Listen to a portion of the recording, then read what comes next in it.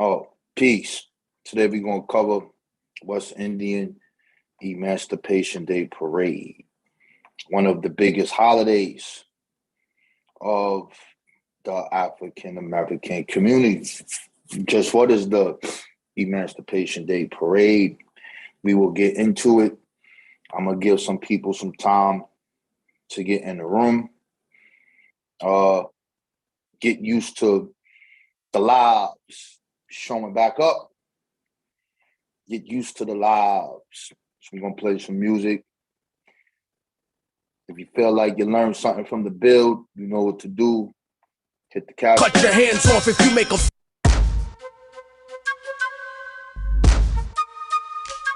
yeah.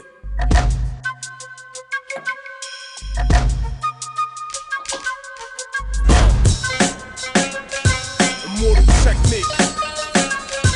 And DJ like third world motherfucker. Yeah.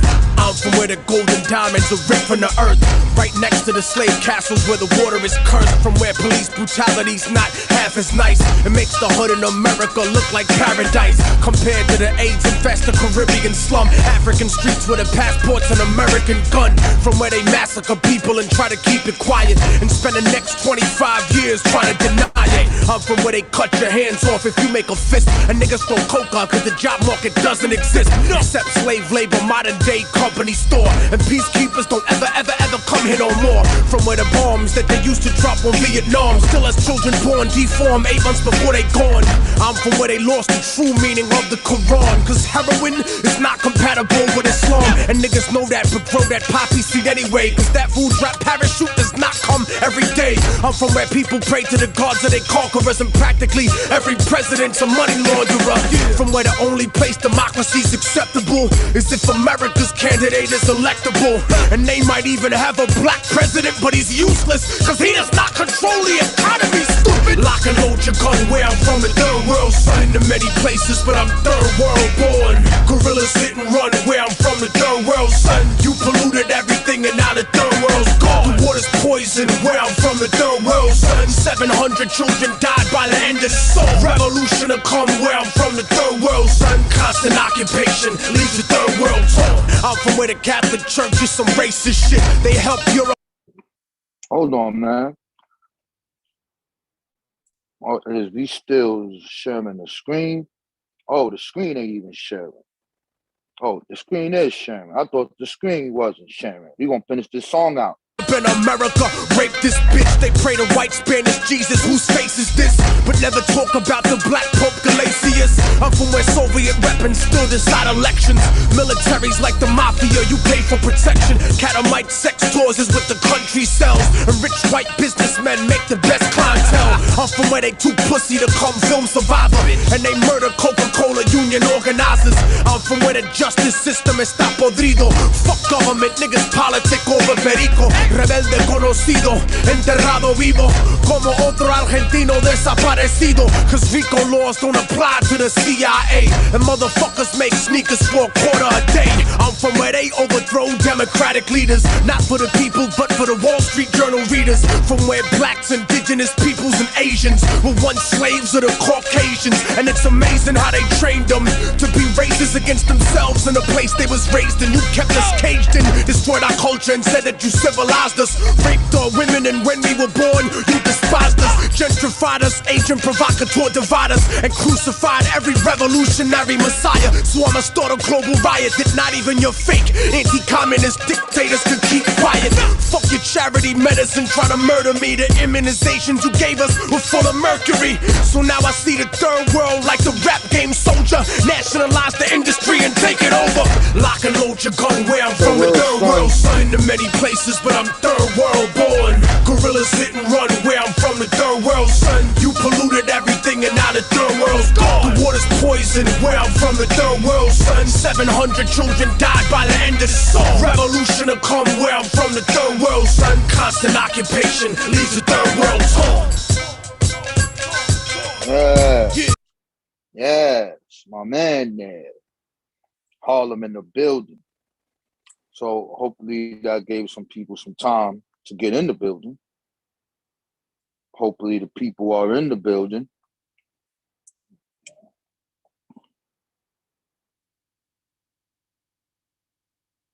All right. Peace to the people. Peace to the building. All right. So hopefully that gave some time. I only see 7 strong up in here. Oh, well, then I'll just be talking to 7 people. So today we're going to be covering the West Indian Emancipation Day Parade. And I'm going to be sharing this in a second.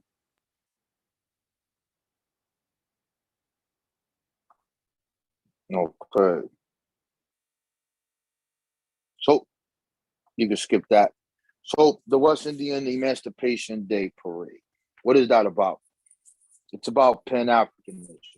That's what that is about. And here's a quote from Stokely Carmichael, Kwame Ture, and from his book, From Black Power to Pan-Africanism. He says the highest political expression of Black power is Pan-Africanism. Black power means that all people who are Black should come together, organize themselves, and form a power base to fight for their liberation. That's Black power. So what we're going to look at is a moment in time where we see people coming together to organize for their liberation. The origins of West Indian Emancipation Day says on the night of Tuesday, December 27, 1831, slaves set alight the Kingston estate in Western Jamaica. Over the next several days, the revolt spread over a radius of 750 square miles, eventually involving 60,000 slaves. It said the slave rebels routed local parish militias, but were no match for the combined might of the 84th West Indian Regiment, the British Royal Navy, and the resources of the colonial state. The total loss of life included 14 whites and 544 slaves, along with property damage to 207 estates worth over 1.1 million pounds sterling, over 50 million today. So this revolt was named, they'll call it the Christian Riot or the Baptist Riot. Here you see in that Pacific Island memorial for Samuel Sharpie. And it supposedly have started out with some peaceful revolt, and that the individuals heard that they were free, and then it basically spread. So here's his words. He said that I would rather die upon yonder gallows than live my life in slavery. It says investigations state he led a peaceful revolt that turned into a revolt also known as the Baptist Revolt. On May 23rd, 1832, he was tried and executed. So this is what happened to this brother who is said to be in charge of this so-called revolt. And we want to look at the results of the revolt. On Friday, August 1st, 1834, the abolition of slavery bill passed by the British Parliament a year earlier came into effect. So you could add this to your Black August tradition right here. It said the colored citizens of Montreal, clergymen in Glasgow, Scotland, and abolitionists in the northern United States also joined in the celebration. Over the next 3 decades, Emancipation Day, August 1st Day, or West Indian Day became one of the most important annual commemorative events among opponents of slavery in Canada West, the northern United States, the British Caribbean, and the United Kingdom. So here you see the connection between the people of African descent and the Caribbean islands celebrating the ending of this Pacific slavery that was by the British on their colonies. And it is the direct result of Black people. Provisions of the emancipation. Its chief provisions including the abolition of slavery throughout the British colonies, the full emancipation of slave children under age 6 and those born to slave mothers, and a system of apprenticeship. This system required agricultural laborers to work for their former masters until August 1840, and non-agricultural laborers like domestic craftsmen, etc., to work for former owners until August 1838. So this is what this system of apprenticeship is. And if you look at what happens in the United States when you talk about gradual emancipation, like in Pennsylvania and different states that put this in the Institute, you'll see something similar. West Indian Emancipation Day in America. The anti-slavery picnic, according to the reports, this was a true American event, unlike July 4th. So Black people celebrated this more than the so-called independence of the so-called European from the European. By the end of the summer of 1842, many features of a new August 1st were emerging. Large crowds of public processions, speeches and songs, picnicking, and widespread publications. If I blow this up here, just so you guys can get a good look at it, you can see the anti-slavery picnic from 1842 all the way to 1860. You can see Temperance Grove, Massachusetts. You can see all of these things, 1843, 1844. All of these places are celebrating this. You can see that. You can see New York, etc. All right, so let's go back. August 1st rights. The most spectacular anti-slavery picnic was held at Tranquility Grove, Hingham, southwest of Boston, 2 summers later. The grandstand, bandstand, and seating were all checked, while flags, bunting, and mottos were strewn between the magnificent Grove oaks. Some of these read, "True freedom is to share all the chains our brothers bear." West Indian Emancipation 1st of August, 1834. The true freedom is to be earnest to make others free. God created man free, the fetter not a brother's limbs. So these are some of the words that will be spoken at these specific August 1st rights. Orations of West Indian Day Parade. There on the right, you'll see a breakdown of some of these orators and their orations at anti-slavery picnics. It included and invited speakers and those who addressed the crowd. Let's go back here a little bit. So if you look on the top, you'll blow this up a little more. Well, come on. We'll blow this up a little more, and you'll see here, you'll see Wendell Phillips, Charles. You'll see Frederick Douglass in here. Down the line, you'll see a bunch of Black abolitionists on this list. Thomas W. Hudson. See a bunch of people who participate and making speeches about this oration or making orations. Here, you'll see in San Francisco, it said, "We had met in San Francisco to dig the grave of slavery." Thomas H. Ward, August 1st, 1854. It says around 10 a.m. on August 1st, 1842, a street procession of Black men and boys. Hold on, man. A procession of Black men and boys with banners commemorating temperance and West Indian emancipation wound its way through Philadelphia, or the Maya Mansing section of Philadelphia. Local white residents attacked the parade. The marchers retaliated, and a street battle ensued. Further, you'll see every institution in the Black communities, such as the church, held these specific rights. You can look on the right, you can see August 1st in the church, and you can see the churches, New York, New Jersey, all around. It says the anti-slavery press reported over 30 annual August 1st in northern states between 1834 and 1842. Occasionally, these gatherings were held in a colored schoolhouse, debating hall, or white church, but the vast majority took place in established Black churches. These meetings were often addressed by local anti-slavery leaders prominent in their communities. The most prominent included St. Thomas Episcopal Church of Philadelphia, founded by Absalom Jones in 1794, the First African Baptist Church of Boston, founded by Thomas Paul in 1805, the African Union Methodist Episcopal Church, and the First Colored Presbyterian Church of New York City, founded in 1822 by Samuel E. Cornish. By all of y'all who constantly watch our videos, you should know who Mr. Cornish is, you should know who Absalom Jones is, and you should know who Thomas Paul is. At Marlborough Chapels, August 1st in Boston, William C. Neal, you should know who he is as well, proposed the temperance toast, may it prove the cornerstone on which the colored American shall safely erect the temple of his own independence. So it is this revolt that took place in Jamaica that inspired many of these people and institutions, such as the church, and to form other organizations so that they could obtain their freedom here in America. This is the importance of this Emancipation Day. Black Canada.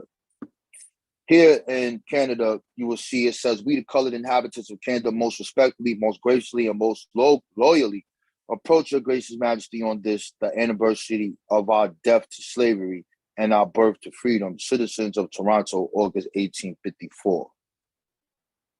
Black Canada. The Emancipation Day celebration held at the military parade around at Chapman on August 4th, 1842, also afforded a public expression of patriotism through military service. Residents were awakened at dawn by a 21-gun salute. A company of 100 Black soldiers marched through the town. They attended a dinner beneath an arbor of laurel 60 feet long, followed by speeches from Josiah Jones, who gave the keynote address. Born in Tennessee in 1816, Jones had moved to Chapman, becoming a former member of a Baptist church and a military man. Here is a list of Black loyalist celebrations. You understand who the loyalist was. Those were the Blacks in America who fought with the British, who wound up in Europe and Canada. And these individuals celebrated this, as well as fugitive Black slaves who came on the Underground Railroad because Canada was the last stop. Pan-Africanism, Black Canada. Henry Bibb wrote in his published narrative of life and adventurers, Henry Bibb, an American slave, after the passage of the Fugitive Slave Act. The Bibbs crossed in British Canada and settled in Sandwich. Henry and his wife Mary established the Voice of the Fugitive, beginning publication on January 1st, 1851. This bi-monthly newspaper called for the abolition of American slavery from Canada. It published numerous articles on American fugitive cases, abolitionist meetings in the United States and Canada West, and post-emancipation conditions in the Caribbean. It also advertised and reported August 1st celebrations. There are selling agents throughout Canada West, as well as in Michigan, Massachusetts, New Jersey, New York, Hampshire, Ohio, and Pennsylvania, including Martin Delaney, James T. Hollow, James W.C. Pennington, and Henry Highland Gardner. So these are all names of individuals that we covered on the chart, especially James W.C. Pennington, his work with the Underground Railroad, and him making one of the first books of Black history in America. We also highlight Henry Highland Gardner and his contributions to his society that he made, which was called the African Civilization Society, who lived in Brooklyn and Weeksville, which was a Black town. And he advocated for immigration to West Africa, as well as to promote stopping the selling of slave cotton.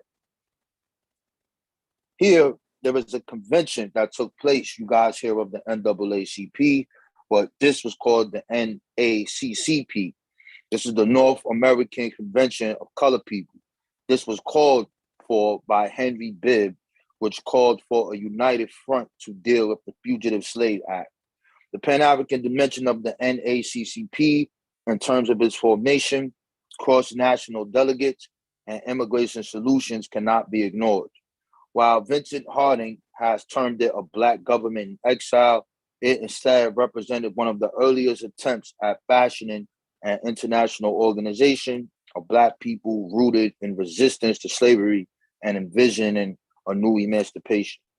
Black people in Detroit regularly attended West Indian Day celebrations in Canada West. On the right, you can see the newspaper where it says Proceedings, Toronto, etc.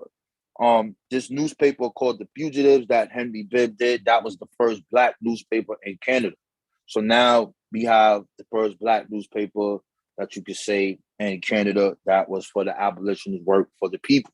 So now you have that, and then you also know about the Freedom's Journal, and you can see the connection between the Blacks here, Canada, and the West Indies working for one Pacific common cause, the liberation of Black people, Pan-Africanism. Rehearsal for war. Black independent militants celebrate Emancipation Day. In 1835, local Black activist David Ruggles and others started the New York Committee of Vigilance for the rights and safety of Blacks. 2 years later, this Vigilance Committee used the celebration of the 3rd anniversary of British colonial abolition at Broadway Hall, New York City, to proclaim vigilance should be the watchword and the rallying cry. So again, you can see an organization started by David Ruggles, who you should know. We did multiple presentations on him, and you can see the connection of Black people and how they were inspired by the event. The following year, local Black activist Robert Purvis began his decade-long leadership of the Philadelphia Vigilance Committee. Other vigilance committees were formed in Pittsburgh, Detroit, Boston, and Albany in the late 1830s and early 1840s. In 1842, Blacks in New England organized the Freedom Association to support and aid fugitive slaves. The following year, this organization played a prominent role in Boston August 1st riots. Rationale for forming independent militia. The need for self-defense and the expansion of American slavery led young Black men to organize their own militias in the northern states. In 1842, a company of colored young men established the Hannibal Guards to learn military tactics. I'm going to blow this up here. So on the right here, let's see if I can make this a little bigger, bring it down. You can see the organization of Black militias from 1848 to 1863. You'll have something called the Sigma Guards, but that's not on here. But we're looking at the Hannibal Guards in Brooklyn, 1848. 1850, independent company. 1851, you see more independent companies. You'll see the McFarland Guards, New York City. You'll see Queen Victoria's Rifle Guards, Hamilton, Canada West. You'll see Douglas Guards, and you'll see Henry Highland Garnet Guards. And you see all of these organizations pop up before the Civil War. So they will have you believe that you began to be militant and organize your organizations for self-defense only at that time. That is not the case.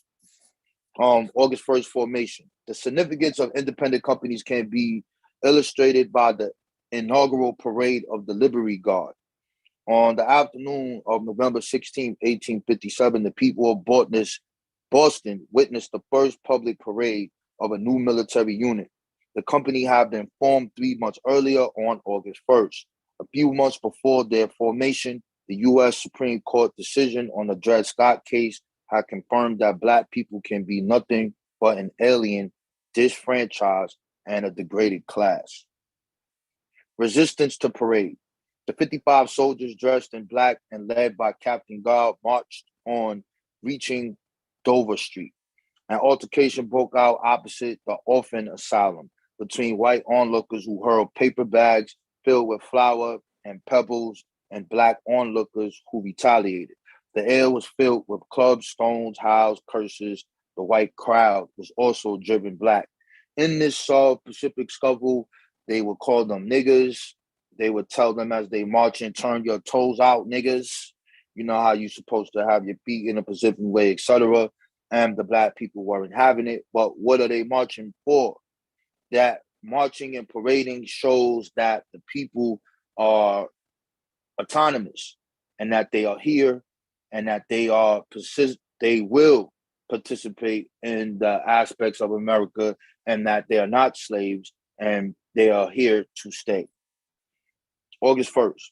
The August Day celebration in New Bedford was attended by several different militias during the 1850s, including the Independent Cadets of New York, Providence National Guard, Boston's Liberty Guard, as well as the town's own Black company. The Fort Pitt Cadets provided annual escort service for the Emancipation Day Parade in Pittsburgh from the mid-1850s through the early 1860s. Numerous other Black militias regularly participated in Emancipation Day parades in Ohio, New Jersey, Michigan, Pennsylvania, and Connecticut. So again, you see the connection with the people from here who are in the Caribbean and basically marching on these specific days to show that they are one unit, one mind, one cause. All right. And I will end that. Let's close this out there. So basically, I wanted to bring up that. I wanted to show information on that about the West Indian Black Liberation Parade because I think it's important. It shows a dimension of Pan-Africanism that is not spoken about. It shows a dimension of organization. And then we have seen independent military guards. And these Pacific guards are in formation before the Civil War. And it shows that we did these things and we were inspired by one another. We are missing that today. We are not inspired by one another. We are inspired by one another for the wrong reasons and wrong things. And like what I like to say is my analogy is the European welded a knife. He made a knife. And with that knife, he divided the people of Africa. When we look at ourselves now, he divided us by cutting us with that knife. So he cut up the Africans. And he continues to try to cut up the Africans because he doesn't want them to be whole. But these divisions and things that he caused, we tend to deal with just the cut and not looking at the instrument that caused that cut. So now it has been as it was then, from Jim Crow to right now, we have now picked up the knife and we are adding more cuts into the people of African descent, which is why we are not unifying politically, economically, culturally. There's no unification on no front. And we need to look at that and look at the past as a way to move forward. So you keep, why are you looking at the 1800s? We in the two, it all connects because the people are divided and they think they're different from one another. Yeah, you might have a different culture because where you grew up at. However, the common denominator that causes the division for the people to move forward is the person who made the knife, who initiated the cut, not the actual wound that we look at. And that's the thing that we talk about. Oh, well, those Caribbeans think they're better than blacks. The Caribbean, oh, the black people are lazy. Okay, let's talk about Africans. Well, the Africans in New York, they don't talk to us. Well, the Africans stink, they dirty. Where did these concepts form? Where do they begin? What is the origin and the instrument that was used to bring forth the divide? You look at that in the media as a youth growing up, you'll see the TV. You see Africans hungry with flies flying around them. We look in the neighborhood, we see them cab drivers, and we look at them and we laugh at them. We see a woman that's a Haitian, good luck getting a boyfriend in school because we thought that you did some kind of magic and we wasn't messing with you. Where were these ideas manufactured? This is why you have to look at the origin of the division, the person who made the knife, who put the initial cut. And don't look at just that specific cut and start attacking each other and not dealing with the foundation. That's a problem. So, I'll put the link in here if anybody want to add on. We coming back on here. I'm going to do Black Florida. Coming back here. And we'll be here.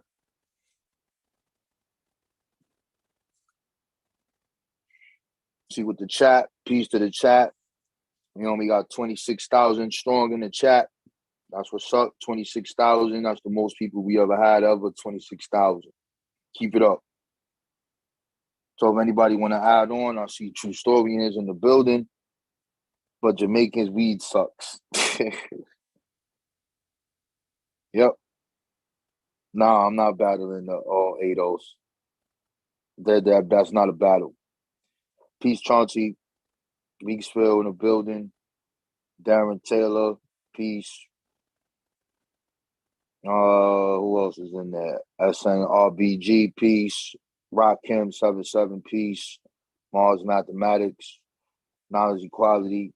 Or being born to God. Facts. That's what we just showed and proved today. Mathematics. Peace. So anybody got any questions? Y'all want to add on to the bill? If not, we'll be closing this out. Next bill, look for Black Florida, the Gullah Wars. We're going to talk about Black Florida. You know what I'm saying? We're going to keep it live. We're going to keep giving you that. Hit the Cash App, as we say. If you feel like you learned something, hit the Cash App. If you knew about West Indian Day Parade, then you're a bad boy, because I didn't know about it. Never heard of it. But I would like to say peace to everybody who comes in the chat. Peace to everybody who comes to build. Peace to everybody who comes to add on. And I hope you guys learned something from this build. And let me check to see if anybody entered the room. No one entered the chat. No one hit the link. So let me see if there's any questions in the chat about the build. Peace to Hootie. Salvis, you don't understand. You would have to look at the beginning of the build so that you could get it. So the presentation is on the West Indian Day Parade and the origins of it. Quick recap. Brother, revolt happened in Jamaica, one of the biggest revolts there that involved 60,000 Black people. It was supposedly started by Bishop Samuel Sharp. And the result of that caused the ending of the Caribbean slavery and the British colonies on the Caribbeans. With that being said, we Black people from America, Black people from Canada, Black people from all over would go to London and would go to Canada and different places to celebrate this. And that became our national holiday. And it was for decades, for 3 decades going on. And we celebrated this. And then in the Americas, we built off of it and we made more organizations that represented the force of resistance to colonialism and the freeing of Black people here in America and all over the world. So I hope that sums that up. So maybe you will understand, because you said you didn't understand. Hopefully you'll understand from that point. All right. If you want to learn more about it, all you got to do is go back and press rewind. I'm not making this too long. So with that being said, we out of here. Each one, teach one, MVK, New Black Knowledge in the building. We out of here. Peace.